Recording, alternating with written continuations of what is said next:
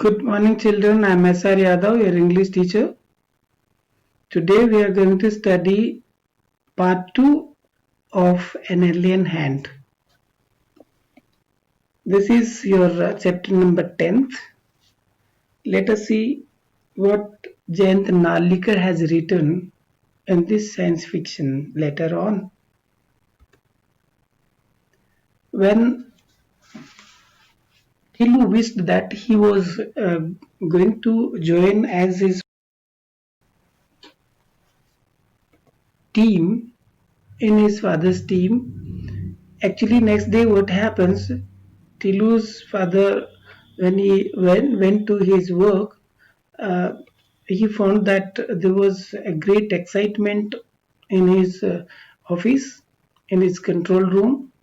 People were crowded around the big TV screen actually. That was the change actually. On that day, there was a great crowd. And why people were around the TV screen? Because there was something special. It showed a dot in an otherwise clear background. Far away, there was a dot available. They were able to see a dot. They presumed it may be a star. It isn't a star, then they said.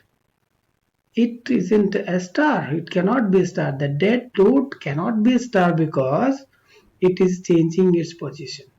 The stars, if it is a star, it will not change its position, but it was changing its position. That is why they presumed that it was when they were just having the trace of that particular dot where that dot goes.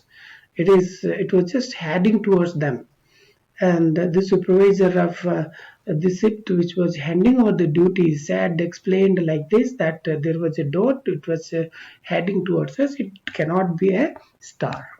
A spacecraft, Tilu's father asked. When Tilu's father asked if it is not a star, it may be a spacecraft. He asked like this. But now he was joined by his teammates on the new shift actually. Tilu's father, he had joined his teammates as new shift, and he asked them they may be spacecraft. So we think. And that was the same reply from other people also, his colleagues also. So we think it needs watching. Actually, we should observe it very carefully. And then spacecraft. Where from? The solar system wasn't known to anywhere else except on their planet. They said that where from the spacecraft can come. The solar system it wasn't actually known to any other living life except their own planet. Their planet means Mars. They were not able to find any life.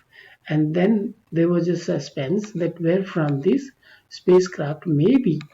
Let us see how they find out what they do. Tilu's father recalled the ancient days, recorded the archives at the Central Bureau when their ancestors had a well-developed space program. When he recollected the ancient days which were recorded in the archives in the Central Bureau, he said that they had a well-developed space program, and let me find out from there what clue we can get. Had searched the solar system with manned and unmanned spacecraft. That time the technology was so high that they used to have manned or unmanned spacecraft. Manned means which is manned by people, man. Unmanned means that there was no management of men. They were automatic, and found that they were indeed alone. They were indeed alone. Means there were no people. There was no man available to man that spacecraft. Now, in the days of energy storage and underground life, they had no space program now because energy shortage. because of underground life, they don't have any kind of program. They couldn't only was importantly from their vantage point. From that point, they were not able to actually importantly, carefully watch from that point.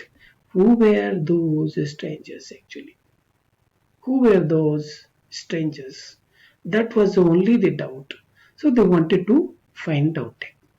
And in the conference room of Central Bureau, there was a silent, complete silence, as if it was totally empty. That the silence was such that it seemed as if it was totally empty. For far from it, it was full of capacity, whereas inside if you see, opposite of it we see the central bureau, that conference room was full to the capacity. But members of the central committee were unusually quiet. But those members who were available, uh, they were usually quiet in the central committee because they knew that the president was going to make a monotonous announcement. That momentous announcement means it was astonishing. It was a surprising announcement the president is going to have. So that is why they were keeping unusually quiet. Let us see. Colleagues, I will give you the report as I have it.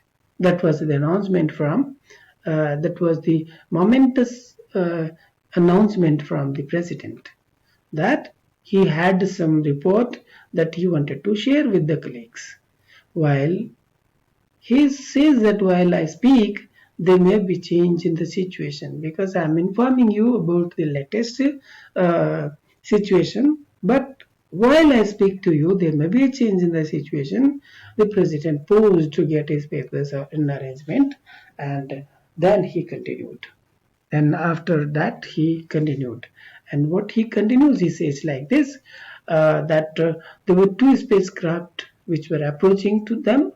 One of them was, in fact, it was orbiting near the planet, near their planet, and then they guessed that they are coming from the neighboring planet, and also how they should actually react to those alien aircraft, spacecrafts. That is what they are actually thinking of. Number one, your views, please. So this is what the question from the president, that number one, you tell me how we are going to tackle those foreign or alien aircrafts. See, number one was in charge of defense actually. So number one, who was the in charge of defense, he said, actually, he was very courageous also, and he had a lot of wisdom also.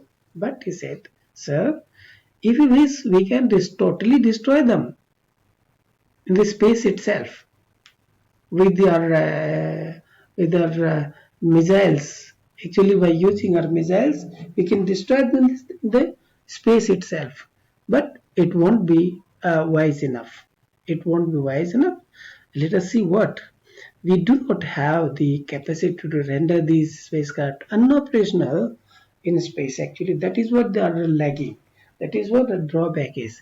That we cannot render them unoperational in the space. But should they land, they render ineffective anytime we choose. But if they land on the earth, sorry, if they land on the surface, we can make them ineffective at any time. Our reports say that they do not contain living beings. Actually, that is what actually as far as their reports are concerned, they didn't have any living beings in them. They only have instruments. They only have instrument, and that is what their report says. Then, after discussing to number one, the president continued his discussion or opinion with number two. Now, number two was the scientist on the committee. He was the scientist. Number two was the scientist. What number two says, that we'll see. He says he recommends non-interference and passive observance. We should actually, he proposed non-interference means we should not interfere uh, the spacecrafts, and also we should be passive observation. We should have passive observations, since we do not have no, we do not know the power of the senders of these spacecrafts. These spacecrafts were sent by some sender, so we do not know the power of these senders. So that is why we should be passive observation. We should maintain passive observation. And we are still in the dark about their intentions. It is wise not to reveal our existence, and that is why it is my proposal that we should not reveal our existence. If we destroy these spacecrafts, if we destroy these spacecraft or render them ineffective, we might reveal our existence. That may be a risk. So, by if we actually try to make them ineffective, then our existence will be revealed. So we should not do that. We should actually hide our existence because we do not know the power of the sender, and that is why we should not reveal our existence. Then the president looked at number three. After listening to these two, he actually looked towards number three. He expected something different from number three. And who was that number three? He was a social scientist. He was a social scientist. He really agreed with number two, but the previous record says that number three never agreed with number two. It was different. One of those rare occasions it was when he did. I agreed with the number two, sir. He says, definitely, sir, I agree with number two. That means number three also agrees with number two. In fact, I will go so far as to say that we should keep our surface activities to the minimum. He suggested that surface activity should be minimum. We should not reveal our existence. That is what we have discussed. We should not disclose our existence, and that is why surface activities must be minimum, thus creating the impression that there is no life on this planet. And if we keep these activities, surface activity, to the minimum, it will create a kind of impression that there is no life on this planet. Unfortunately, a surface condition to do give that impression, and fortunately, that it happens that it appears that our surface conditions, they give that impression that this planet doesn't have any living beings. Before the president could speak, his personal telephone rang. Actually, what happens when before he after listening from number three, he wanted to speak something, but before that, his personal telephone rang. He lifted the receiver and listened quietly for a minute. Then he lifted that receiver, listened for some time, and then he addressed like this: "Colleagues," he announced, "the first spacecraft has landed." He actually, after listening to someone on that phone, and he declared that first aircraft had landed. This was the situation. Afterwards, we will see what happens next. The comprehension check is like this. Why is everyone in the control room greatly excited? Everyone in the control room was greatly excited because they had seen two spacecraft coming towards their planet, and that is why there was a great excitement. Next, was the spacecraft manned or unmanned? How do you know it? Those spacecraft which were actually observed, whether they were manned or unmanned. And if they are manned or unmanned, how do you know them? That is what the second question is. So our answer must be like this. The spacecraft was unmanned. Number one, who was in charge of defense, told the people in the control room that he had reports, and these reports said that the spacecraft contained only instruments and not any living beings, and that is why we can say that it was unmanned. All right. Now next, what did number one and number two suggest should be done about the alien spacecraft?